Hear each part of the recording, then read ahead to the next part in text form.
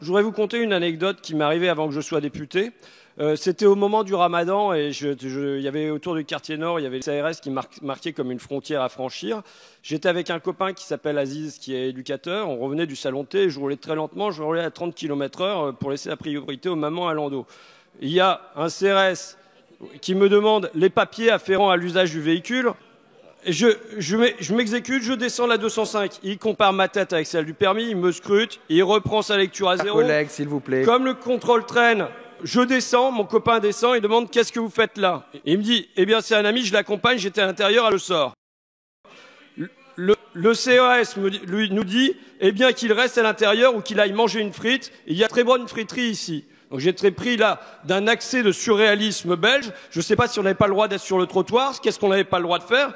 Ensuite, j'ai eu le sentiment pendant 5 minutes de repasser le contrôle technique parce qu'il s'est mis à contrôler. Et il y avait là un autre CRS qui lui était très gêné par cette scène. Il s'est mis à regarder mes papiers en long, en large et en travers et avec la gêne que je sentais chez ses collègues. Ce que je voudrais vous signaler là, c'est que moi, au fond, je remercie ce CRS de m'avoir fait vivre ça, parce que c'est une expérience qui, en général, est réservée aux jeunes de banlieue. Je ne suis pas jeune de banlieue, je n'ai généralement pas à vivre ça. Et ce que j'ai ressenti, bah oui, et il n'y en a pas tellement dans la représentation nationale qui, à ce titre, n'est pas très représentative.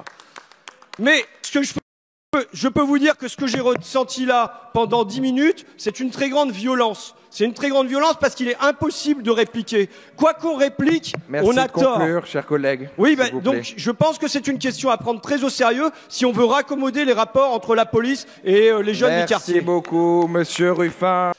Si je pense qu'il faut s'interroger sur le récépissé et ce genre de choses-là, c'est au contraire à la fois pour les jeunes des quartiers populaires, mais aussi pour les policiers eux-mêmes, et je dirais pour la chose publique en général. C'est-à-dire qu'aujourd'hui, et ça serait de la dénégation de penser qu'il n'y a pas un problème entre les jeunes des quartiers populaires et la police. Il y en a un. Soit on laisse ça aller et, avec un truc de pubon, une putréfaction qui gangrène un peu notre République, soit on prend cette chose à bras le corps. Je lisais un bouquin cet été qui est un bouquin de Ta-Nehisi Coates, c'est un essayiste américain qui a écrit un bouquin qui s'appelle Une colère noire, dans lequel il écrit une lettre à son fils et où il avertit des violences qu'il va avoir à subir aux États-Unis, notamment de la police. Et il conclut, il fait un voyage à Paris avec son fils. Ce sont des très belles pages, et il dit « Notre couleur de peau n'est pas un signe distinctif à Paris, pas autant que le fait d'être américain dont témoignait notre piètre maîtrise du français. Et nous n'avons pas été réduits à l'esclavage en France, nous ne sommes pas le problème particulier des Français ni leur fierté nationale, nous ne sommes pas leurs nègres. » Moi, je me demande où nous en sommes dans cette histoire et surtout, j'aimerais qu'on puisse continuer à dire à Paris, mais à Aulnay-sous-Bois et à Beaumont-sur-Oise que ce n'est pas un signe distinctif ici notre couleur de peau et j'en suis pas certain. Et je souhaiterais que ça le redevienne à la fois pour les personnes des quartiers et je le redis pour la police, qu'il n'y ait pas cette guerre larvée.